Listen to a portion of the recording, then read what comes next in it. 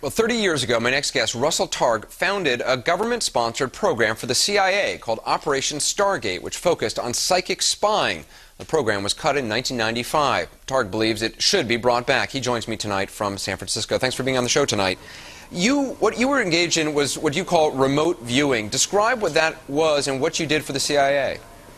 We had a remote viewing program for 23 years working for the CIA and NASA, Defense Intelligence Agency, where we would help intelligence people, members of the Army, scientists. We would help them to get in touch with the psychic part of themselves so they could describe and experience what's happening in distant parts of the world. So you would get coordinates, longitude and latitude, for instance, and what would you be able to do with that? One of our initial successes is that Stansfield Turner, director of the CIA, gave us geographical coordinates of a Soviet weapons factory in the far reaches of Siberia.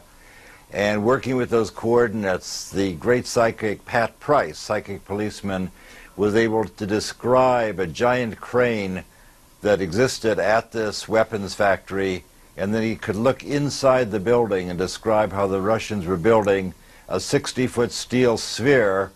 And it turned out a couple of years after Price's death that we had photographs of the sphere that was being used by the Russians to build a particle beam weapon and shoot down the satellites that were taking the satellite pictures. Russell, let me ask you, we contacted the CIA about this program, and they gave us this statement. I'm going to put it on the screen. It says, quote, in 1995, the CIA contracted the American Institutes of Research to validate remote viewing. The AIR report said the information provided was vague and ambiguous, and so not of sufficient quality and accuracy for actionable intelligence. They'd spent some $20 million on your program. They cut it in 1995. If it was so good, why'd they cut it? Well, the analysis that was done of our program was done by a well-known skeptic who devoted his life to trying to convince people there is no ESP. The evidence for the success of our program is that we were supported for 23 years providing intelligence information to Defense Intelligence Agency, CIA, Army Intelligence. In fact, Army Intelligence set up a parallel program to ours.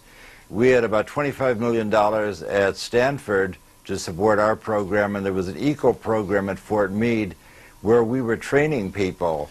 So there were about 36 people involved in this program for 23 years. And I know it, and they also spent, as we said, they spent some 20 million or more on this program. As we said, it was cut in 1995. It's a fascinating thought. Russell Targ, appreciate you being on the show. Thank you. Thank you. Our series, Paranormal Mysteries, Do You Believe?, wraps up tomorrow with a look at pet psychics. Are they just bilking fools for money, or is your dog really trying to tell you something?